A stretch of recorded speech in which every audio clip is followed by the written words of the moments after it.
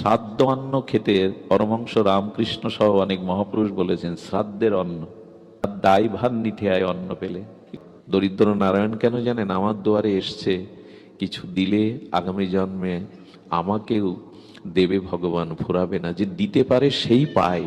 আপনাদের মনে পড়ে সেই সন্দীপনী মনির আশ্রমে অবন্তী নগরে কৃষ্ণ বলায়, তখন অবন্তী নগরের গুরু সন্দীপনীর চরণাশ্রয় করে 64 কলা বিদ্যা শিক্ষারত।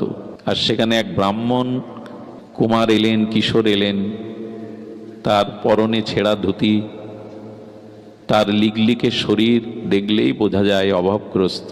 কিন্তু সুদামা কৃষ্ণের দিকে তাকায়। এই একটা জিনিস বলি, বন্ধুত্ব সম্পর্ক যদি করতে হয়, সুদামা বলল ভগবানের সাথেই করো।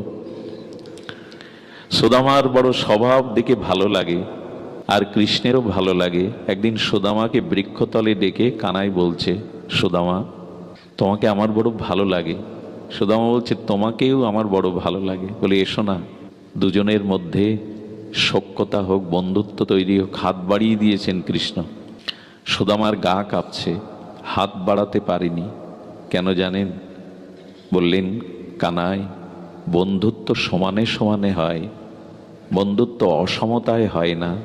আমি কাঙাল ব্রাহ্মণ কুমার, আর তুমি রাজনন্দন রাজপুত্র, বন্ধুত্ব হয় না। কৃষ্ণ বলছেন বন্ধুত্বে হৃদয় লাগে, বাইরের পরিচয় নয়। হৃদয় দিয়ে এসো। বললো না, আমি স্বীকার করলাম না। কৃষ্ণের চোখে জল দেখেছিল সুদামা। পরের দিন আবার হাত বাড়িয়ে দিয়েছে সুদামা, এসো না দুজন সখা হই, বন্ধু হই। সুদামা কৃষ্ণের এই আবেদন দেখে বলেছিল আমি সখা হতে পারি, তোমার সাথে বন্ধুত্ব রচনা হতে পারে সত্য একটা। সেই সত্য একটি হলো তুমি আমাকে কোনোদিন কোনো কিছু দিতে পারবে না, আর আমিও প্রতিজ্ঞা করছি তোমার কাছে কোনোদিন আমি কিছু চাইব না। যদি এই সত্যে রাজি থাকো, এই পৃথিবীতে যদি কারোর সাথে সম্পর্ক টিকিয়ে রাখতে চান, তাহলে সুদামা জগৎকে জানালো চাওয়া পাওয়ার কোনো সম্পর্ক রেখো না। চাওয়া পাওয়ার যদি কোনো হৃদয়ে ইচ্ছা থাকে, সে সম্পর্ক টিকবে না। তা একসাথে টিকে থাকলেও তা টিকে থাকা বলে না। কাছে থাকলেই কি কাছে থাকা হয়? আত্মা তো আমাদের নিকটেই আছে, কিন্তু আমরা কি আত্মার নিকটে আছি? এই জন্য চাওয়া পাওয়া এই সত্য। এই বাবা ওখানে কথা বলছো কারা? চাওয়া পাওয়া এই সত্য যেখানেই আছে সেখানে ভালোবাসা রুগ্ন হয়, ভালোবাসা ছিন্ন হয়। এই জন্য এই জগতে যাকে ভালোবাসবেন, তবে এটা জগতে হয় না, কোনো না কোনো প্রত্যাশা ভেতরে থেকে যায়। কৃষ্ণ তখন বললেন আমি রাজি আছি, কিন্তু তোমার সাথে সখ্যতা হারাতে রাজি নই। এভাবে 64 কলা বিদ্যা শেষে সুদামা ফিরে এসেছিলেন তার নিজ আলয়ে। সেখানে তিনি বিবাহ বন্ধনে আবদ্ধ হয়েছিলেন। 4টি তার পুত্র কন্যা, 4টি তার পুত্র হয়। কিন্তু কি করে জানেন? সেই ছোটবেলায় কৃষ্ণের চরণ, কৃষ্ণের বদন, কৃষ্ণের স্মরণ থেকে সংসারে তেমন আর কাজ করতে পারে না। ওই সবসময় কৃষ্ণকে স্মরণ করে, আর ভগবানকে স্মরণ করায় তার সংসারে দেখা দিল তীব্র অন্নাভাব, অর্থ অভাব। এমনি দেখবেন যারা ভগবানের চরণে ওইভাবেই নিত্য নিরন্তর পড়ে থাকে, তাদের জাগতিক সম্পদ এই জগতে ভগবান থেকে বঞ্চিত রাখেন। তার কারণও আমরা পরে বলছি। সুদামার স্ত্রীর মাথার কাপড় ছিঁড়ে গেছে। সুদামার কাপড় ছিঁড়ে, স্ত্রীর কাপড় ছিঁড়ে গেলে বলছে দুঃখ পেও না, এই দেখো আমি 5 জায়গায় সেলাই করে আমার কাপড় পরেছি। ওনার স্ত্রীর নাম ছিল সুশীলা। সুশীলা মানে, শীল মানে আচরণ, আর সু মানে মঙ্গলময় আচরণ, সু মানে কল্যাণময় আচরণ। যে রমণীর আচরণ কল্যাণময়, সুমঙ্গলময়, তাকে বলে সুশীলা। শীল মানে আচরণ, ভদ্রতা। তো সুশীলা দেখছে যে 6 জায়গায় 7 জায়গায় ছেঁড়া কাপড় সেলাই করে পরেছে সুদামা। আমাদের এক টিকাকারগণ বলেছেন 20 বছরেও স্ত্রীকে কাপড় কিনে দিতে পারেননি সুদামা। ছেঁড়া কাপড় পরে বাইরেও যেতে পারতেন না। যেদিন গৃহে হাঁড়ি জ্বলতো না, যেদিন সন্তানকে খেতে দিতে পারত না, খুব মনোকষ্টে স্বামীর পাশে এসে বসতেন সুশীলা, নীরবে চোখের জল ফেলতেন। আর সুদামা তখন বলছেন সুশীলা, আমার বন্ধু কৃষ্ণের বাল্যবেলায় আমাদের কথা শুনবে না? বাল্যবেলায় আমাদের লীলা শুনবে না? আমি আপনাদের বিশেষ করে মনোযোগ দিতে বলছি, কারো দুঃখ যদি ভোলাতে চান তার সামনে কৃষ্ণ কথা বলবেন, ভগবানের কথা বলবেন। কারো দুঃখের যদি মোচন করতে চান, এছাড়া অন্য কোনো, ওই যে বললাম মহৌষধি নেই, অমৃত নেই। দুঃখ ভুলবার একমাত্র হলো হরি কথামৃত। আমার তো ভক্ত স্ত্রীকে বলছে, জানো আমার বাল্যবন্ধু কৃষ্ণের কানাইয়ের কথা যদি শোনো তোমার আর দুঃখ। শোনো না, বলছে বলো। তখন বলছে, জানো ও আমাকে কেমন ভালোবাসে। যেদিন গুরুদেব কোনো প্রশ্ন জিজ্ঞাসা করতেন, আমি উত্তর দিতে না পারলে সেই উত্তরটা কৃষ্ণের কাছে জানতে চাইলেই তার উত্তর জানা থাকলেও সে বলতো আমি জানি না। আমি যে উত্তরটা দিতে পারতাম না, গুরুদেব আমাকে প্রহার করত, আমাকে মারবে গুরুদেব, আমি পারিনি উত্তর দিতে। তাই কৃষ্ণ ইচ্ছা করে উত্তর জানলেও উত্তর না দিয়ে সেও সেদিন আমার সাথে সমব্যথী হয়ে গুরুদেবের মার খেত। কথাটা একবার ভাবুন তো, ভগবানের কিছু অজানা।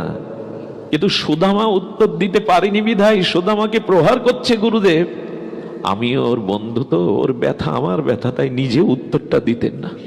সুদামার স্ত্রী সুশীলা শুনে না, ধীরে ধীরে ধীরে ধীরে কৃষ্ণ এমন করতো। আর একদিন জানো, আমি বনে যাচ্ছিলাম, আমার পায়ে একটা কাঁটা ফুটেছিল। গুরুদেবের আশ্রমে তো পাদুকা পায়ে দেওয়ার নিয়ম ছিল না, একটা কাঁটা ফুটেছিল। আমি যন্ত্রণায় যখন কাতর হলাম, কৃষ্ণ বহু চেষ্টা করে নখ দিয়ে তুলতে ব্যর্থ হলে বললো, একটু দাঁড়াতো গাছের তলে।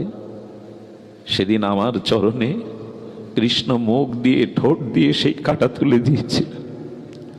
আমার চরণটাকে কয়েকবার ওই ব্যথা জায়গায় চুম্বন করেছিল।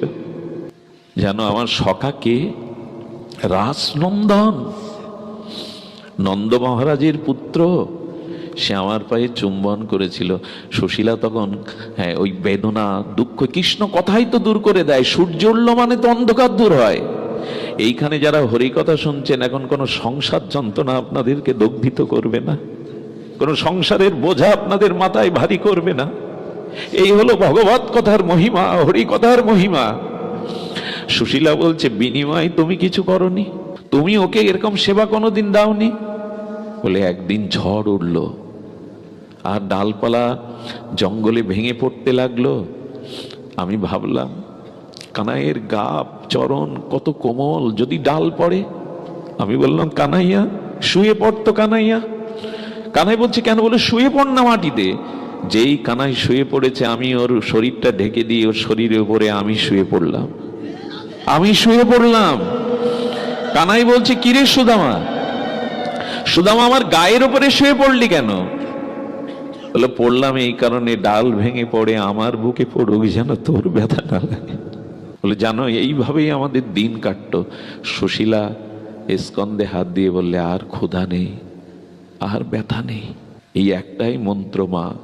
বাবাজিরা যখনই দুঃখ কষ্টে ভুগবেন, তখন কোন শুদ্ধ সাধুর পাশে গিয়ে গোবিন্দ কথা শুনবেন, ভগবানের লীলা কথা শুনবেন। এটি দুঃখ হরার মহামন্ত্র। সাধু সঙ্গ হরি কথা যার জীবনে নেই, তার জীবন ব্যর্থ, বিফল, অভিশপ্ত। এটি না হলে মানুষ কখনোই পরম শান্তি পেতে পারে না। কারণ আত্মার চাওয়া পাওয়া, ক্ষুধা, খাদ্য হরি কথা, ভগবত ভক্তি। এভাবে যেদিন ঘরে হাড়ি জ্বলতো না, কষ্ট পেত, সেদিন কৃষ্ণ কথায় তারা দিন কাটিয়ে দিত। কৃষ্ণের বাল্যবন্ধুর এই দশা। অমনি কি কুন্তি বিপদ চাইছেন? ধর্মের ব্যাখ্যা, ধর্মের অর্থ, সরলত্ব বর্ণনা করছেন। দ্রৌপদী দাঁড়িয়ে হেসেছিল। কোন কুলবধূ যদি গুরুজনের সামনে হাসে, তার কথা শুনে বিশ্ব পরম জ্ঞানী, দ্রৌপদী তুমি কুল স্ত্রীও, তুমি সতী শিরোমণি, তুমি আমার এই ধর্মোপদেশে হাসছ? বলেন, পিতামহ ক্ষমা করবেন, আপনার ধর্মজ্ঞান কবে হলো তাই আমি চিন্তা করছি। আপনার ধর্মবুদ্ধির কবে উদয় হলো? আপনি তো ধর্মোপদেশ দিতে পারেন না। এই কথাগুলো খুব মূল্যবান। ভীষ্মকেই বলছে, যার উপদেশ কৃষ্ণ দাঁড়িয়ে শুনছেন। দ্রৌপদী বললেন, মনে পড়ে এই অবলা সেই দুঃশাসনের বাহুবলে যেদিন আমার বস্ত্র টানছিল, আমি কারো দিকে না চেয়ে চেয়েছিলাম আপনার দিকে। আপনি সূর্যের গতিরোধ করতে পারেন পিতামহ। আমার আত্মনাদ, আমার ক্রন্দন এক কুলবধূ সতীর লজ্জা নিবারণের ক্ষমতা থাকতেও আপনি ভূমিকা রাখেননি। আপনি ধর্মকে লঙ্ঘন হতে দেখেছেন, তাই আপনার মুখে ধর্মোপদেশ মানায় না। ভীষ্মদেব চোখে জল এলো, ঠিকই বলেছ দ্রৌপদী, ধর্মোপদেশ মানায় না। তবে এখন কেন দিচ্ছি জানো? এখন ধর্মের উপদেশ কেন? এই দেখুন, উচিত কার মুখে হরিকথা শোনা, কে হরিকথার যোগ্য, ধর্ম উপদেশ কে দিতে পারে? ভীষ্ম বলছেন, এই জন্য আমার মতো মাদিস বিষয় অন্ধ জীবের মুখে হরিকথায় আপনাদের সাধু সঙ্গে যান, প্রকৃত ভাগবত বক্তার মুখে হরিকথা শুনুন, সব পাবেন এর মধ্যে দিয়ে। আমার মতো নর্দমার বিষয়ের কীটের মুখে সঙ্গ করে কথা শুনে কিছু হবে না। এই দেখুন তার দৃষ্টান্ত দ্রৌপদী দিচ্ছে। বলেন, দ্রৌপদী, সেদিন আমি কেন নীরব ছিলাম জানো? আমার বুদ্ধি ভ্রষ্ট হয়ে গেছিল। বলে, পিতামহ আপনার বুদ্ধি ভ্রষ্ট হয়? বলে, হয়। কেন জানো? আমি পাপীর অন্ন খেয়েছিলাম, এই জন্য আমার বুদ্ধি কাজ করেনি। অনুরোধ করব, সবখানে খাওয়া যাবে না, সবারটা পাওয়া যাবে না। এই যে সাধুরা বলে এর কিছু কারণ আছে। ভীষ্মের মতো গঙ্গাপুত্র দেবব্রত দুর্যোধনের পাপের অন্ন খেয়ে তার ধর্মবুদ্ধি লোপ পেয়েছিল, নাহলে দ্রৌপদীর অপমান তিনি বসে বসে দেখেন। যার অন্ন খেতে হয় তার কাছে এই জন্য যেখানে সেখানে পাওয়া না উচিত নয়। অন্ন থেকেই বৃত্তি আসে। এ কথা আবার অন্যরকম ব্যাখ্যা করবে কেউ। ভীষ্মদেব বলছেন, সেদিন দুর্যোধনের পাপের অন্ন খেয়ে আমার বিবেক চেতনা লুপ্ত হয়েছিল। বলে, আজকে কি জেগেছে? কি মার্মিক কথা। বলে, হ্যাঁ, সেই পাপের অন্ন খেয়ে যে রক্ত তৈরি হয়েছিল আমার শরীরে, তা বেরিয়ে গেছে। কি করে জানো? অর্জুন আমার গায়ে যে তীর বিদ্ধ করেছে না, তীরের শয্যার ওপর শুয়ে, সেই পাপ থেকে যেগুলো রক্ত তৈরি হয়েছিল, ওগুলো তীরের আঘাতে সেই পাপের রক্ত চলে গেছে। এখন যেটুকু আছে সেটুকু আমার মা বাবার দেওয়া। এই জন্য এখন আমি ধর্মোপদেশ করছি। অন্যের কথা কেন বলছি জানেন? বৃন্দাবনে একবার কলকাতার এক ধনী ভদ্রলোক গিয়ে 56 ব্যঞ্জনে 64 মন্ত্রের সেবা দেয়। আজকাল তো প্রায় 64 মন্ত্রের ভোগ হয় চারিদিকে। ওই ভোগের পরে একজন বাবাজি ছিলেন, পাশে বসে বসে কুটিয়ায় ভজন করতেন, কারো কাছে যেতেন না। মাধুকরী পেতেন, সন্ধ্যার পরে 2টো রুটি ব্রজবাসীদের দুয়ারে সবজি ভিক্ষা করে জীবন ধারণ করতেন। 64 মন্ত্রের ভোগ হয়েছে, তাই কিছু প্রসাদ ওই মন্দিরের সেবায় তোনার জন্য একটা পাত্রে করে এনেছেন, কলা পাতায়। বাবা যদি একটু স্বীকার করতেন, বলেন ওইখানে টানিয়ে রাখো, ওই থলে মতো একটা প্যাকেট মতো আছে, টানিয়ে রাখো, আমি নাম সমাপ্ত হলে পাবো। নাম সমাপ্ত হওয়ার যখন প্রসাদের কথা মনে পড়েছে, দেখে ওর থেকে বিন্দু বিন্দু রক্ত পড়ছে। কি পড়ছে? প্রসাদ থেকে রক্ত পড়ে, টাটকা রক্ত। উনি পাশে গিয়ে সঙ্গে সঙ্গে ওটা দেখে ওই মন্দিরের পূজারীকে আহ্বান করলেন, আজকের এই সেবাটা কে দিয়েছে, এর খরচটা কে দিয়েছে? বললেন, কলকাতা থেকে এক ভদ্রলোক এসেছেন, তিনি ধনী, অনেক দান ধ্যান করেছেন, এই সমস্ত অন্নের আয়োজন তিনি করেছেন। বলে, উনি যদি থাকেন আমার এখানে একান্তে একটু ডেকে দাও। কুঠিয়ায় দরজা দিয়ে বললেন, সাধুর কাছে মিথ্যা বলতে নেই, ডাক্তারের কাছে রোগ লোকাতে নাই। আমি তোমার একটা পথ করে দিতে পারি বাবা, সর্বস্ব ছেড়ে বসেছি জীবের কল্যাণের জন্য। তুমি বলো তো, এই অর্থটা তুমি কোথা থেকে পেয়েছো, যেটা আজকে এই ভোগ দিলে, বৈষ্ণব সেবা দিলে? বলে, এই কথা কেন জিজ্ঞাসা করছেন? বললো, জিজ্ঞাসা করছি এই অর্থটা তুমি সৎপথে রোজগার করনি। সাধুর চরণে পড়ে বললেন, 2 বন্ধু শেয়ারে ব্যবসা করতে গিয়ে যখন লাভ হয় বহু টাকা, আমি বন্ধুকে হোটেলের খাদ্যের সাথে বিষ খাইয়ে মেরে সমুদ্রে ভাসিয়ে দিয়েছিলাম। তার সেই অর্থগুলো আত্মসাৎ করার পরে বিবেক কেমন দংশন করছিল, তাই বৃন্দাবনে এসে এই সেবা দিলাম। বললেন, আমি কেন বুঝলাম? শোনো, তোমার ওই প্রসাদটা খুলে দেখো, ওখানে রক্ত পড়ছে। রাধারানী ওনাকে ওটা পাওয়াবে না, ওরা ভজন করছে তো, সবখানে পাওয়া যায়। এই জন্য শ্রাদ্ধ অন্ন খেতে পরমহংস রামকৃষ্ণ সহ অনেক মহাপুরুষ বলেছেন, শ্রাদ্ধের অন্ন দায়ভার নিতে হয় অন্ন পেলে। এই কথাগুলো আমরা এখন মানি না। যদি ভগবানকে নিবেদন করে প্রসাদ দেয়া হয় সেটি পেতে পারেন, কিন্তু শ্রাদ্ধ অন্ন সকলের পাওয়া উচিত নয়। এই কথাগুলো আমরা বারবার বলে যাই, কিন্তু সমাজ ব্যবস্থা এমন জায়গায় দাঁড়িয়েছে, শুনেছি গ্রামের লোক ওই দিয়ে খেতে না দিলে নাকি তাকে একঘরে করা হয়। আমার বাবা মা মরে গেল, তাদের আত্মকল্যাণে আমি সাত্ত্বিক শাস্ত্রীয়ভাবে কিছু করতে পারবো না, তবে সমাজের পরিবর্তন হতে সময় লাগবে। হচ্ছে অনেকটা, কিছুই যে হচ্ছে না তা নয়। বৃন্দাবনে এক সাধু, একবার তার সংযম নষ্ট হয়ে যায়, ব্রহ্মচর্য নষ্ট হয়। খোঁজ করে দেখা গেল এক পতিতা মন্দিরে টাকা দান করেছিল, সেই টাকাতে অন্নভোগ হয়, তাতে তার ব্রহ্মচর্য নষ্ট হয়ে গেছিল। রাত্রে উনি পরস্ত্রীর স্বপ্ন দেখছেন, এগুলো কোনো খোঁজ করে দেখলেন ওই অন্নটা একটা পতিতা দান করে গিয়েছিল। এই জন্য অন্নের বেলায় একটু সতর্ক থাকার কথা বলেছে। আমরা বলছিলাম সুদামার কথা, কেন বললাম জানেন? এই যে কুন্তী দেবীর উপদেশ, সুদামার উপদেশ, এরা সাধারণ, এরা ভগবানের পরিকর, এদের কথাগুলি অন্তত মানুন। আর সুদামা কি করে খুব ধ্যান দিয়ে শুনুন। সুদামা 5 বাড়িতে ভিক্ষা করে। কয় বাড়িতে? অতিরিক্ত নেয় না। এখন কোনোদিন পায়, তখন তো অভাবের সময়, কোনোদিন পায় কোনোদিন পায় না। পৃথিবীতে সব থেকে শুদ্ধ অন্ন কোনটা বলুন তো? ভিক্ষার অন্ন। এতে কোনো দোষ? এই জন্য মহাপ্রভু গম্ভীরায় যে অন্ন পেতেন, সেটা ছোট হরিদাসের ভিক্ষালব্ধ অন্ন।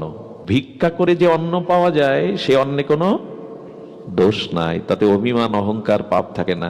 এই জন্য যজ্ঞ করতে গেলে, বাড়িতে কোনো ভাগবত অনুষ্ঠান দিতে গেলে 2-3 বাড়ি ভিক্ষা করতে হয়। আগে এই নিয়মটা ছিল, অনেক জায়গায় আছেও বটে। কাঙাল হয়ে ভিখারির ন্যায় ভিক্ষে করে ওই অন্ন দিতে হয়, এটা শুদ্ধ হয়। এই জন্য সন্ন্যাসী ওই যে যাচিয়া মাগিয়া করো উদর পূরণ, মহাপ্রভু বলেছেন তার ভক্তদের, যাচিয়া মাগিয়া করো উদর পূরণ, যাও ব্রজবাসীদের দুয়ারে ভিক্ষা করে পাও। ওই প্রসাদে দোষ নাই, বরঞ্চ পরমতা আছে। কথাটি এই কারণে বললাম যে এই শাস্ত্র সিদ্ধান্ত মেনে নেওয়ার জন্য আমাদের যে সুবুদ্ধিটা, ওটা শুদ্ধ আহার হতে আসে। পাপের অন্নতে ভীষ্মের মতো, গঙ্গাপুত্র ভীষ্মের মতো বুদ্ধি তমক্রান্ত হয়ে গেল। কুলবধূর অপমান হচ্ছে, উনি মুখ নিচু করে দাঁড়িয়ে, বুদ্ধি কাজ করে না। এই জন্য ভজন জগতে দরকার এই কথাগুলিকে। শাস্ত্র কথা তো অনেক শুনছি, বলছি, মেনে নিতে পারছি না কেন? বুদ্ধি শুদ্ধ হবে না যদি অন্ন শুদ্ধ না হয়। মুসলিম শাস্ত্রে একটা কথা আমি পড়েছিলাম তিরমিজ শরীফে, খুব নোট করে রেখেছিলাম। বলে নামাজ পড়তে পড়তে যদি কুজো হয়ে যাও, রোজা রাখতে রাখতে যদি কেশের মতো সরু হয়ে যাও, আল্লাহ কবুল করবে না যদি হালাল রুজির মালিক না হও। সৎ পথে যদি অর্থ রোজগার করে তাই না দিয়ে জীবন চালাও, ওইটা অভিশাপ নেমে আসবে। সুধীবৃন্দ, প্রসঙ্গ ছিল ভিক্ষালব্ধ অন্নই শ্রেষ্ঠ। আর সুদামা কি করলো? 5 বাড়িতে ভিক্ষা করতেন। একদিন হঠাৎ কৃষ্ণ মনে পড়েছে দ্বারকায় সুদামার কথা। কৃষ্ণ দেখছে যে সুদামা হাতে লাঠি আর জরাজীর্ণ এই শরীর, হাড়গুলো বেরিয়ে গেছে। কৃষ্ণ কৃষ্ণ কৃষ্ণ বলতে বলতে লোকের দুয়ারে যাচ্ছে। লীলাগুলো আমার খুব হৃদয়ে স্পর্শ করে। চোখে জল দেখে রুক্মিণী দেবী বলছেন, দ্বারকানাথ হে প্রিয়, তোমার চোখে জল মানে তুমি কোনো ভক্তকে দেখছো, ভক্তকে স্মরণ করছো, আমাকে দেখাও না। যে ভক্তের কথা ভেবে তোমার চোখে জল আসে, আমাকে দেখাও না সেই ভক্তকে। রুক্মিণী দেবীকে বলতে, আমাকে একটু স্পর্শ করো। দূরদর্শনের মতো কৃষ্ণ দেখাচ্ছে ওই যে লোকটা ভিক্ষা করতে লোকের দুয়ারে যাচ্ছে, লাঠি হাতে, মুখে কৃষ্ণ কৃষ্ণ। ও আমার বাল্যবন্ধু সুদামা, এই তোমার বাল্যবন্ধু সুদামা ভিক্ষা করছে। বলে দেখো না পরেরটুকু। জগৎ লক্ষ্মী রুক্মিণী দেবী দেখছেন, প্রথম বাড়িতে গেলে দরজা খুলল না, 5 বাড়িতে ভিক্ষা। দ্বিতীয় বাড়িতে গেলে দরজা খুলল, তবে ভিক্ষা দিল না। তৃতীয় বাড়িতে গেলে তাকে তিরস্কার করলো, সবসময় আসতে হয় দুয়ারে। চতুর্থ বাড়িতে যাওয়ার পরে গালি দিল। আর যারা যা আচরণ করলো, সুদামা ওই গৃহের দিকে, দরজার দিকে তাকিয়ে বলল, কৃষ্ণ এদের ভালো রেখো, ভালো রেখো, আমার প্রারব্ধে আজ অন্ন নাই, এই জন্য তোরা দিচ্ছে না। দেখুন ভক্তের কি স্বভাব, আমার প্রারব্ধে আজ অন্ন যোগ, ওরা এই জন্য দিল না, ওদের আশীর্বাদ করছে। রুক্মিণী দেবী দরদর করে চোখ দিয়ে, তোমার বাল্যবন্ধু ছেঁড়া কাপড়, হাতে লাঠি নিয়ে কৃষ্ণ কৃষ্ণ করছে, আর তুমি চেয়ে চেয়ে দেখছো দুয়ারে ভিক্ষা করছে। বলে রুক্মিণী আজও অন্ন পাবে না, আজ ওকে উপোস করেই থাকতে হবে। রুক্মিণী দেবী বললেন, আমি আর সহ্য করতে পারছি না প্রাণনাথ, তোমার বাল্যবন্ধুকে এভাবে ভিক্ষায় দেখে তো তুমি মেনে নিতে পারছো? বলে তুমি তো জগৎ লক্ষ্মী, তুমি পারো, দেখো তুমি কিছু করতে পারো কিনা। রুক্মিণী দেবী হৃদয়ে দয়া এলো। পঞ্চম দুয়ারে সেও ফিরিয়ে দিতে যখন বলবে, রুক্মিণী দেবী দূর থেকে তার হৃদয়ে করুণা সৃষ্টি করলেন। সেই গৃহী দরজা খুলেই মা বললেন দিতে যাবে না, কিন্তু রুক্মিণী দেবীর অলক্ষ্যে তার কৃপায় বলল, বাবা দারুণ একটু পরমান্ন আছে, নিয়ে যান। সেই বিষ্ণু নিবেদিত পরমান্ন একটা পাতাতে করে যখন দিয়েছে বাটির মতো করে, আশীর্বাদ করে চলে যেতে যেতে রাজার সেনারা ওই পথ দিয়ে ঘোড়ায় সাওয়ার করে যাচ্ছিল। কৃষ্ণ কৃষ্ণ বলতে বলতে যেতে গিয়ে ঘোড়ার যেতে যেতে আঘাত লেগে সুদামাও পড়ে গেল, পরমান্নটাও পড়ে গেল। ওই যে সুদামা তখন চিৎকার করে উঠেছে, প্রাণনাথ বললো, তোমাকে বললাম না আজ ওর কপালে অন্নযোগ নাই।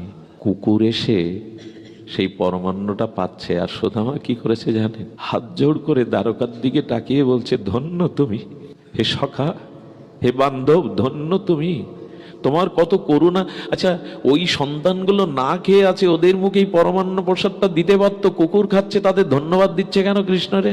ধন্যবাদ দিচ্ছে এই কারণে, আমার কপালে আমার সন্তানদের আজ প্রারব্ধে অন্নযোগ নাই, কিন্তু আমার দ্বারা বয়ে এনে একটা ক্ষুধার্ত প্রাণীর তুমি সেবা করবার সুযোগ দিলে কেন?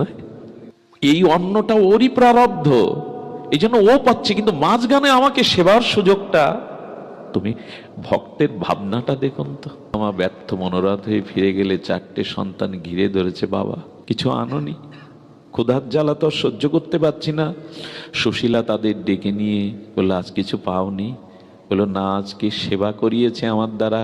তুমি এক কাজ করো, তুমি জল আনো তো, জলে তুলসী পাতা দিয়ে বলে এটা পেয়ে নাও কৃষ্ণ নাম করতে করতে।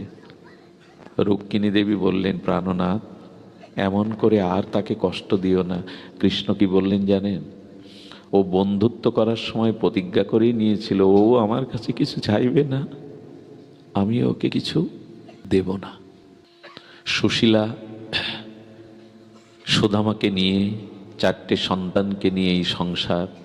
কৃষ্ণ একদিন কি করলেন জানেন? এই দেখুন, রুক্মিণী দেবীর কথায় কৃষ্ণ একদিন ভিখারির রূপ নিয়ে এলেন। আহা, ভিখারি রূপ নিয়ে এসে সুদামার বাড়িতেই এসে বলছেন, ভিক্ষাং দেহি। সুশীলা দরজা খুলে দেখে ভিখারি দুয়ারে দাঁড়িয়ে। সুশীলা ঘরের মধ্যে গিয়ে কেঁদে নিল, কারণ এক টুকরো রুটি, এক মুঠো অন্নও তো তার গৃহে নাই। সুশীলার দিকে চেয়ে কৃষ্ণ চোখের জল আটকাতে পারছেন, ভিক্ষাং দেহি, কিছু দাও। এর থেকে কষ্ট সুশীলার মতো কোন রমণীর আছে? দুয়ারে ভগবান ভিক্ষার ঝুলি নিয়ে দাঁড়িয়েছে, ভিক্ষাং দেহি। কোনো কথা না বলে চোখের জল ফেললে বলছেন, ওমা, না বলছেন, আপনি কাঁদছেন কেন বৌঠান, কাঁদছেন কেন? বলে, আপনাকে দেওয়ার মতো কিছু নেই। বলল, আমাকে তো একটু বসতে বলতে পারো, একটা নিবেদন করি, যদি কখনো কোনো অতিথি সাধু ভিখারি কাঙাল আসে তিরস্কার করবেন না। জানেন, আপনার হাতটা আজ ওপরে আর ওর হাতটা নিচে। ভগবান বললেন, কাঙাল দুঃখীকে ফিরিও না, কারণ আগামী জন্মে এই দৃশ্য উল্টে যেতে পারে। তুমি ওর জায়গায়, ও তোমার জায়গায় যেতে পারে। ও তোমার কল্যাণের জন্য। এই জন্য বলে দরিদ্র নারায়ণ। দরিদ্র নারায়ণ কেন জানেন? আমার দুয়ারে এসছে, কিছু দিলে আগামী জন্মে আমাকেও দেবে ভগবান, ফুরাবে না। যে দিতে পারে সেই পায়। এই জন্য এক মুঠো দিয়েছিল। বৈষ্ণবপদ বাবাজি মহারাজ বলেছিলেন, দুয়ারে এলে, ভিখারির দুয়ারে এলে তিনটি জিনিস দেওয়ার আছে সবার। ঘরে কিছু না থাকলেও দিতে পারেন, দেখুন তো মানিয়ে নিতে পারেন কিনা। একটি হলো বসবার একটা আসন, ছেঁড়া হোক মলিন হোক আসন। দ্বিতীয়ত একটু মিষ্টি কথা। তৃতীয়ত এক গ্লাস জল। না, ভিখারির ঘরেও আছে না? এটা আছে, শুধু মনের ভাবনাটা দরকার। কাকে ফেরাচ্ছেন আপনি? কাকে তিরস্কার করছেন? আগামী জন্মে হয়তো ভগবান বলেছিলেন, যাদের অর্থবিত্ত হয়েছে কর্মফলে, অথচ দ্বিজ সাধু দিন দুঃখী মানুষের বিপদে আপদে দুঃখে অন্ন কষ্টে দান করে না, নিশ্চিত তাকে আগামী জন্মে ওরকম হাত পাততে হবে। দিয়ে দেখেছিল ভগবান, কাজে লাগায়নি। এই অনুষ্ঠানে যারা বৈষ্ণব সেবার আনুকূল্য নিচ্ছেন, এরা ধন্য। এর মধ্যে এমন একজন শুদ্ধ ভক্ত আপনার এক মুঠো অন্ন পেয়ে যে আশীর্বাদ করবে, তাতে অনন্তকাল আপনার অন্ন কষ্ট থাকবে না। দিতে হয়, দিতে হয়। সুশীলা কাপড় ছেঁড়া মাথার কাছে আর একটু বসতে দিয়ে জল এনে দিয়েছে, এক গ্লাস শীতল জল। জল পেয়ে গোবিন্দর ভিখারি বলছে, আচ্ছা বৌঠান, আমি জানি সুদামার বন্ধু দ্বারকাধীশ কৃষ্ণ, তা কৃষ্ণ যার বন্ধু, দ্বারকার রাজা যিনি, তো তার কাছে যাই না সুদামা? ভক্ত ভুলে থাকলেও ভগবান ভক্তকে ভোলে না। মনে করিয়ে দিতে এসছে, বৌঠান আমি শুনেছি সুদামা বিপ্রের বন্ধু বাল্য সখা কৃষ্ণ, তো কৃষ্ণের বাল্য সখার এই দশা কেন? সে কি ভুলে গেছে? বলো ভুলে যায়নি। তখন সুশীলার মনে পড়েছে, তাই তো অনেকদিন ভুলেছিলাম। হ্যাঁ, উনি মনে করিয়ে দিলেন, বলে একবার তার কাছে গেলে তো হয়, তাকে একটু খবর দিলে হয়। আহা, ভিখারি রূপে এসে আজ মনে করিয়ে দিচ্ছে, তার কাছে একটু জানালে হয়, তার কাছে একটু গেলে হয়, তাকে একটু ডাকলে তো হয়। তুমি এক কাজ করবে বৌঠান, আজকে সুদামা এলে তাকে মনে করিয়ে দেবে, তার বাল্যবন্ধু যে দ্বারকাধীশ তাকে একবার মনে করিয়ে দেবে, তার কাছে পাঠাবে। তো কখন এসেছে জানেন? যখন সুদামা গৃহে নাই। ভক্তের জন্য কৃষ্ণ রূপে আসলে কি তার কথা মানবে? কৃষ্ণ রূপে আসলে তাকে দাঁড়াতে দেবে? এই কথা শুনবে? শুনবে না। ভিখারি রূপে এসেছে। সে বৌঠান একবার মনে করিয়ে দিও, একবার মনে করিয়ে দিও যে তার বাল্যবন্ধু সুদামা দ্বারকাধীশ। একথা বলার পরে বলল, হ্যাঁ আমি তাকে মাঝে মাঝে বলি, কিন্তু আজ আসলে জোর করেই বলবো। হ্যাঁ তাকে পাঠাবে। ভগবান ভিখারি রূপে অন্তর্ধান হলেন। জায়গাটা যেন পরম দিব্য গন্ধে ভরে গেল। সুদামা গৃহে আসার পরে রাত্রে বলছে, ওগো তুমি একবার যাবে না? তোমার সখার কাছে একবার যাবে না? বলে, আমি বুঝতে পেরেছি অভাব মেনে নিতে পারছো না, তো কষ্ট হচ্ছে, তাই কিছু পাওয়ার আশায় পাঠাচ্ছ। কি উত্তর দেবে বলেন? সুশীলা তখন দেখুন, বুদ্ধিমতী বা সহধর্মিণী স্ত্রীর মহিমা দেখুন। বলল, না গো, তার কাছে কিছু চাইতে হবে না। আচ্ছা তুমি সত্যি করে বলো তো, আমার মাথায় হাত দিয়ে, তাকে দেখতে ইচ্ছে করে না তোমার? কোন শিশুকালে গলাগলি করেছো, খেলা করেছো, এই যেই বলেছে তাকে দেখতে ইচ্ছা করে না? সুশীলাকে জড়িয়ে ধরেছে। সুশীলা বড় স্বাদ হয় জানো, ওকে যে একবার দেখেছে সে নয়নে তার অন্য রূপ আর ভালো লাগে না। কতকাল তাকে দেখিনি, বড় ইচ্ছা। এইখানে এই সুশীলা কৌশলে বলেছে, আমি তোমাকে যেতে বলছি কি কিছু পাওয়ার আশায়?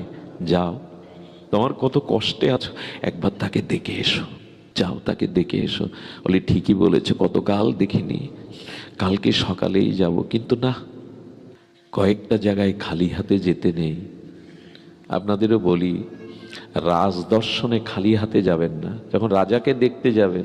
আর সাধু দর্শনে খালি হাতে যেতে নেই। কোনো সাধু বা গুরুদেবকে দেখতে গেলে একটা মালা, দুটো তুলসী পাতা, একটা ফুল, একটা ফল, একটা হরিতকি, অথবা 10টা টাকা প্রণামী, কোনো না কোনো কিছু গুরু দর্শনে, সাধু দর্শনে দিতে হয়।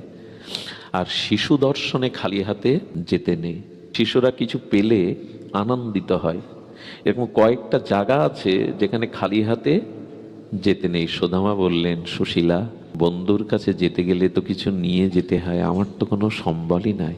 বলো, ভেবো না, ভেবো না, আমি ব্রাহ্মণ পল্লী থেকে কিছু চিড়ে ভিক্ষা করে তোমার আঁচলে বেঁধে দেব, উনি তো জানেন সব, তুমি নিয়ে যেও। সুশীলা তিলক করে স্নান করিয়ে আর সাজিয়ে দিয়েছে, আঁচলে বেঁধে দিয়েছে চিপিটক, সেই চিড়ে, 3 মুড়ি, কেউ বলে চাউল, কেউ বা চিড়ে।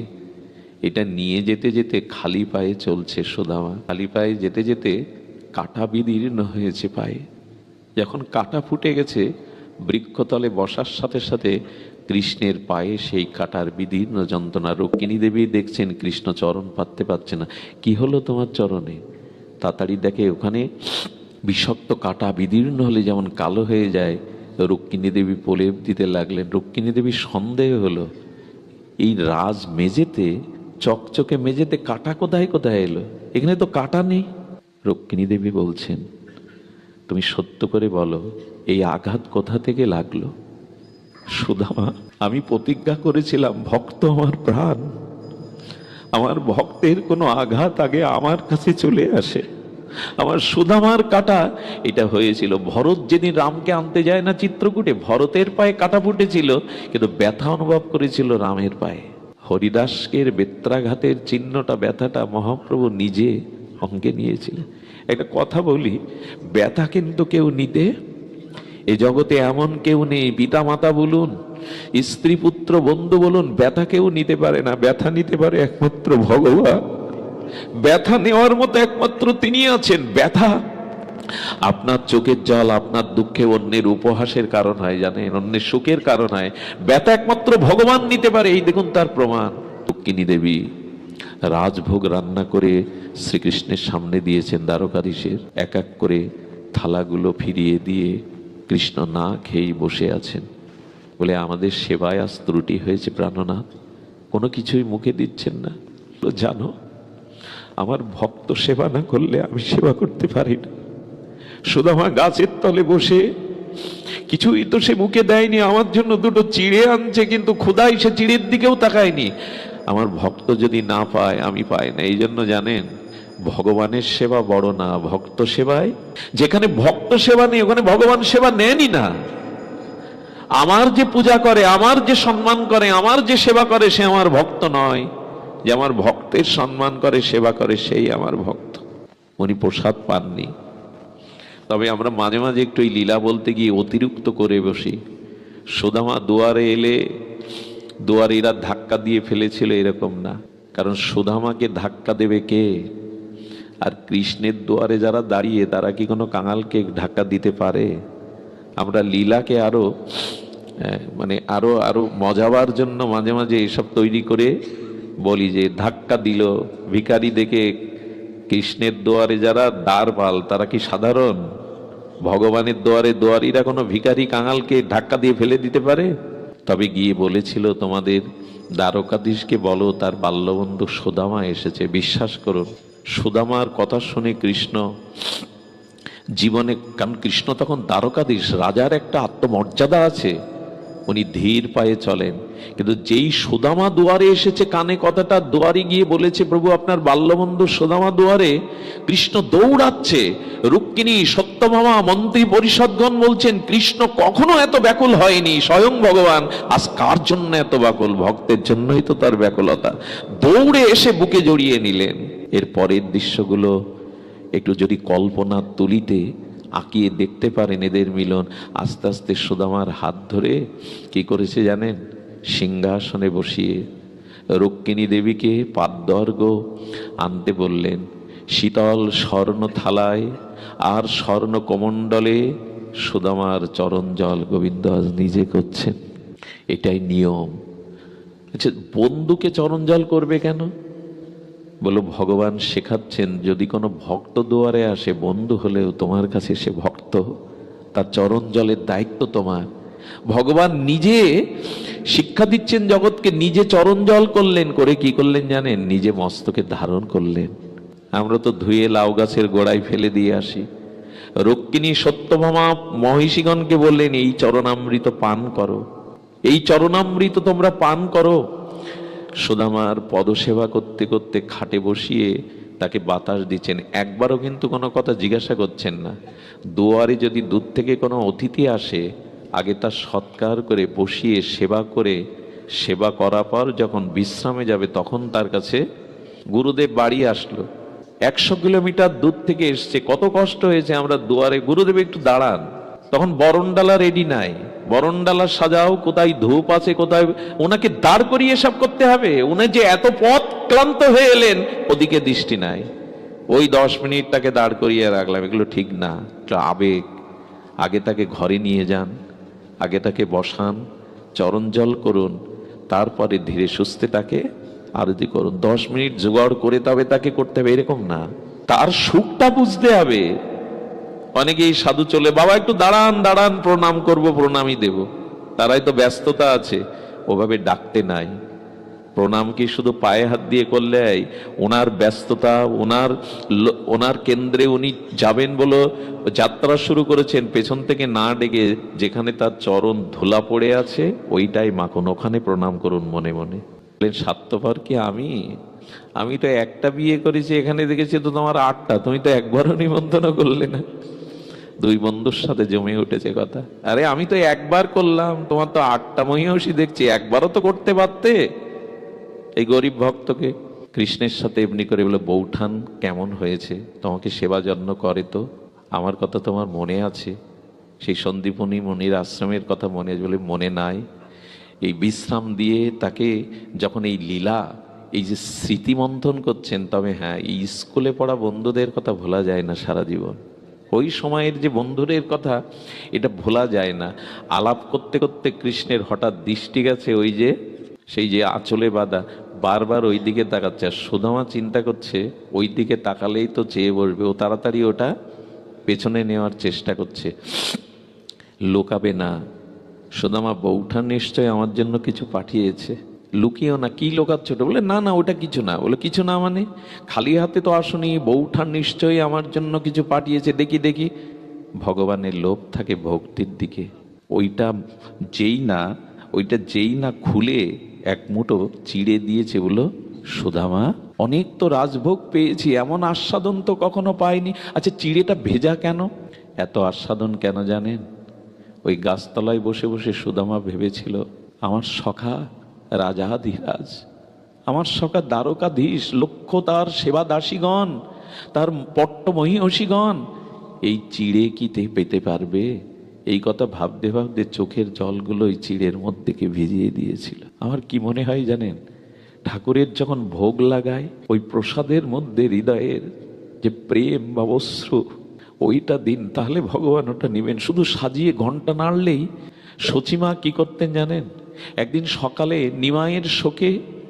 নিমাইয়ের শোকে সচিমা জগৎমাতার স্মৃতিশক্তি নাই, তাড়াতাড়ি গিয়ে বলছে বিষ্ণুপ্রিয়াকে, বৌমা বৌমা, আমার নিমাই নগর সংকীর্তনে গেছে, পথ সংকীর্তনে গেছে, কত ধুলাই লোটায়, এক্ষুনি এসে বলবে মা ক্ষুধা পেয়েছে, খেতে দাও।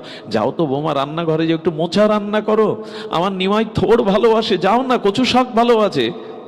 বিষ্ণুপ্রিয়া দরজার আড়ালে কাঁদছেন, আর কি বলছেন জানেন? মা, যার কথা বলছো সে নবদ্বীপে নাই, সে লীলা চলে, সে নবদ্বীপকে ফাঁকি দিয়ে তোমাকে আমাকে ফাঁকি দিয়ে সন্ন্যাসে গেছে। দেখুন, বিষ্ণুপ্রিয়া বলছেন, মায়ের ভাত তো আমার উপরে দিয়ে গেছিল, সচিমাকে তো বোঝাতে পারতেন প্রভু নবদ্বীপে নাই।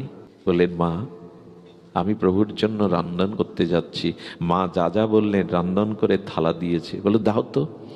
সেই থালাটা ভোজন মন্দিরে গিয়ে আসন পেতে সচিমা কাঁদছে আর বলছে, আয় বাপ নিমাই, আয় না, সারাদিন কৃষ্ণ নামে গড়াগড়ি দিস, কত ক্ষুধা পায়, আয় না বাপ, আয় নিমাই, এই হলো নিবেদন, এই হলো ভোগ নিবেদন।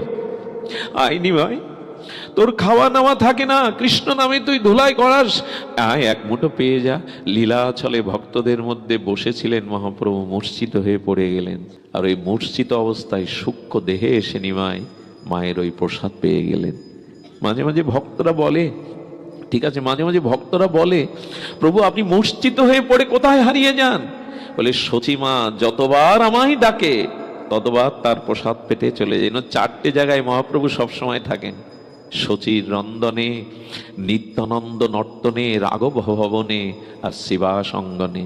এই 4টি জায়গায় মহাপ্রভু সর্বক্ষণ থাকেন। এই জন্য সচিমার রন্ধন, সচিমার ভোগ নিবেদন, এই আত্মনিবেদন। সুদামার সেই চিড়ে যেই মুখে দিয়েছে সুদামা, ওই যে চোখের জল পড়েছিল, তো প্রেমাশ্রু পড়েছিল, প্রেম মাখানো চিপিটক আজ জগৎগুরু আচার্য পেয়ে পরমানন্দে বিভোর হয়ে গেলেন। আর সেই চিড়ে ভেজানো বারবার বাধা দিচ্ছিল, সুদামা পেও না, পেও না কানাই, পেও না, ওটা পাওয়ার যোগ্য নয়।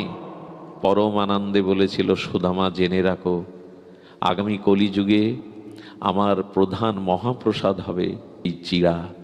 একটু চোখের জলে যারা একটু চিড়া, একটু গুড় দিয়ে, আচ্ছা এত পাত্র থাকতে মালসাই দিতে হবে ভগবানকে ভোগ। মহাপ্রভু কাঙালের ঠাকুর কেন জানেন? আমরা এতদিন জানতাম সোনার থালে, রূপার থালে, নাহলে পাথরের থালায়, কাঁসার থালায়, কিন্তু যার নেই সে কি করবে? এই জন্য কাঙাল গৌর হরি বললেন, একটা মাটির পাত্র কিনে এক মুঠো চিড়ে, একটু গুড়, একটু চোখের জলে ভিজিয়ে দিয়ে, ওটা আমার প্রসাদ না, আমি মহাপ্রসাদ হিসাবে গ্রহণ করব। উনি কাঙালের, দ্রব্যের কাঙাল নয় ভগবান, উনি ভাবের কাঙাল। তাই ঘরে সামর্থ্য না থাকলে চিড়ে দিন, কিন্তু প্রেম মিশিয়ে দিন, চোখের জল মিশিয়ে দিন। আজ সুদামার চোখের জলে ভেজা প্রেমশ্রু মিশ্রিত চিপিটক পেয়ে পরম আনন্দ পেলেন। 2 দিনের মধ্যে একদিনও জিজ্ঞাসা করেননি সংসারে অভাব কিনা। আর উনিও দেখুন বন্ধুত্ব কাকে বলে, একবারের জন্য নিজের অভাব অনটনের কথা জানায়নি। আমি বিশ্রাম করব যে কথা বলে, চিরস্মরণীয় কথা। সুদামা বিদায় নেবে, কৃষ্ণের চোখে জল, রুক্মিণী সত্যভামাও তাদের চোখে জল। সুদামা যেখানে দাঁড়ায় এমন ভক্ত, সেখানে তো শুদ্ধতা, পবিত্রতা, আনন্দের বন্যা বয়ে যায়। সুদামাকে সকালে বিদায় দিচ্ছে, পিছে কৃষ্ণ, সুদামা আগে। হঠাৎ করে উদ্ধব মহারাজ এসে বলছেন, বাসুদেব, হে বাসুদেব, ভগবান তোমার বন্ধু খালি পায়ে এসেছিল, এখনো দেখছি খালি পায়ে যাচ্ছে, একটা পাদুকা দিতে পারোনি? খালি পায়ে এই ব্রাহ্মণ এসেছিল, তুমি তাকে একটা পাদুকা দিতে পারোনি? আচ্ছা কেমন তুমি বাসুদেব কৃষ্ণ, একটা রথে তো তাকে পৌঁছে দিতে পারতে, এতটা পথ খালি পায়ে রৌদ্রে হেঁটে যাবে। কৃষ্ণ উদ্ধবের হাত জড়িয়ে ধরে কাঁদছেন, চোখের জল বাধা মানছে না। আমি সারা রাত ঘুমাইনি, আমি সারা রাত ভেবেছিলাম একটা রথে করে সুদামাকে পৌঁছে দেব, আমি ওর পায়ে একটা পাদুকা পরিয়ে দেব, কিন্তু ইচ্ছা করে দেইনি। উদ্ধব বুদ্ধি সত্তম বলছে, কেন দাওনি? যে কথা বলেছিলেন এ কথা বিস্ময়কর কথা, এ কথা মণিরত্ন মালা করে কণ্ঠে বাঁধানোর কেন দেইনি জানো? আমি ভাগবতে নিখিল শাস্ত্রে বলেছি, আমার ভক্তের চরণধুলি যেখানে পড়ে না সে মাটি পবিত্র হয় না, সে মাটি ধাম হয় না, শুদ্ধ হয় না। আমি এখানে আছি বটে, কিন্তু আজ আমার দ্বারকার মাটি পূর্ণ হলো, ধন্য হলো, কারণ সুদামার পায়ের ধুলো, পায়ের স্পর্শ এই মাটিতে। পাদুকা যদি পরিয়ে দিতাম, সুদামার পায়ের ধুলো আমার দ্বারকার মাটিতে মিশানো থাকতো না। পাঠ থেকে উঠে যাওয়ার সময় পাশে যারা ভক্ত থাকে না, সে যে জায়গায় চরণ রেখেছিল সেই ধুলোগুলো একটু গায়ে মাখিয়ে নেবেন, এটাই ভক্তির পথ। আমার পায়ে পাদুকা দেননি, কারণ ওই চরণ ধুলি দ্বারকার মাটিতে স্পর্শ হলেই কৃষ্ণ বললেন দ্বারকার মাটি ধন্য হবে, পূর্ণ হবে। ভক্তের চরণ ধুলি যেখানে পড়ে সমস্ত তীর্থই সেখানে এসে উপস্থিত হয়। আর রথ কেন দেইনি জানো? আহা, দেখো এই চোখ, এই চক্ষের, এই চক্ষুর সফলতা হলো ভক্ত ভগবানকে দর্শন করা। আমি যদি তাকে রথে চড়াতাম, মুহূর্তেই আমার চোখের আড়াল হয়ে যেত। তাই এই চোখটাকে ধন্য করার জন্য আমি তাকে রথে চড়াইনি। যতদূর সুদামা হেঁটে যাবে, আমার নয়ন যেন সুদামাকে দেখতে থাকে, আমার নয়ন যেন সুদামাকে দেখতে থাকে, যেন আমার নয়ন তাকে হারিয়ে না ফেলে। কি অভূতপূর্ব, অশ্রুতপূর্ব ভগবানের এই অনুভব। আমরা করি তো সুধীজন। এমনি করে সুদামা বিদায় নিয়ে আমি বিশ্রামে আসি। আপনারা জানেন, আসার আগেই গোবিন্দ তাকে দ্বিতীয় দ্বারকা করে ঐশ্বর্য করে দিল। হঠাৎ সুদামা নিজের গ্রামে এসে দেখছে, আমি কি তবে দ্বারকায় আছি? এত পথ হেঁটে এলাম, এটা তো দ্বারকা। সামনে যারা দুয়ারপাল ছিল তারা এসে প্রণাম করছে, আসুন আসুন। বলে তোমরা কি আমাকে ঠাট্টা করছো? হ্যাঁ, তোমরা আমাকে, বললো না, আপনিই তো আমাদের প্রভু। ভেতরে দেখছে সুশীলা রাজরানীর মতো সেজেছে, রাজরানীর মতো সেজে বরণডালা নিয়ে অপেক্ষা করছে। বললো তোমাকে এই পোশাক কে দিল? এই রাজপ্রাসাদ কার? এটা তো দ্বারকার। বলে তুমি আসার আগেই তোমার বন্ধু উপহার পাঠিয়েছে তোমার জন্য। পেয়েছিল, আমি শুরু করেছিলাম, সুখ বা দুঃখ দুটোই স্থায়ী, ভজনটাই হলো স্থায়ী। সুদামা পেয়েছিল বটে, গোবিন্দের প্রসাদ মনে করে, তবু চিরদিন তিনি ওই নাম, ওই ভিক্ষা, ওই ভজনেই ছিলেন আভিজাত্য। তার ঐশ্বর্য তাকে কৃষ্ণ ভুলিয়ে দিতে পারেনি। সংকেত কি? ধন ঐশ্বর্য যতই হোক, ভগবানের ভজন ভুলে যাবেন না। দিয়েছে কিন্তু সেই কাঙালের মতো ভজনই করে গেছেন সুদামা চিরদিন। তাই সুখে বা দুঃখে থাকো, সদা হরি বলে ডাকো। সুখ দুঃখ আসবেই, তরঙ্গায়িত দ্বন্দ্ব ধর্ম আসবে, কিন্তু দুটোকেই গুরুত্ব না দিয়ে সব অবস্থাতেই ভগবানের ভজনকে গুরুত্ব দিন। এটাই ছিল প্রতিপাদ্য বিষয় বলবার, এটাই ছিল আমাদের আস্বাদনের বিষয়। তাই বিপদ সন্তনা সশস্ত্র যত যত্র গুরু ভবত দর্শনং যত সাধ পূর্ণ দর্শনম, যেন সর্বদা সুখ দুঃখের মধ্যে আমি দুঃখকেই বেছে নিই, যাতে তোমার ভজন হয়, তোমার কথা মনে পড়ে। আজ এইটুকুই, আমরা সুখে দুঃখের মধ্যে যেন ভগবানকে ভুলে না যায়, তার স্মরণকে, তার মননকে ভুলে না যায়। আগামী দিনগুলোতেও আমাদের ভালো ভালো আলোচকরা আসবেন, প্রবক্তারা আসবেন। আপনাদের উপস্থিতি আমি চণ্ডীপুরবাসীর থেকে নিবেদন করছি, একটা হাত জোড় করে নিবেদন করি, একটু প্রাণের আশীর্বাদ করবেন। যারা এই অনুষ্ঠানগুলো সহযোগিতা করছে, নির্বিঘ্নে যেন গৌর গোবিন্দ এই আরাধনাময় অনুষ্ঠান সুসম্পন্ন হয়। সবাই এগিয়ে আসবেন। আমাদের দাদাজিকে, সবির দাদাজিকে বলবো যেন আমাদের মধ্যে ভুল বোঝাবুঝিটা না আসে, গ্রামের সবাইকে নিয়ে, সবাইকে একসাথে করে যেন এই যজ্ঞটা সুসম্পন্ন হয়।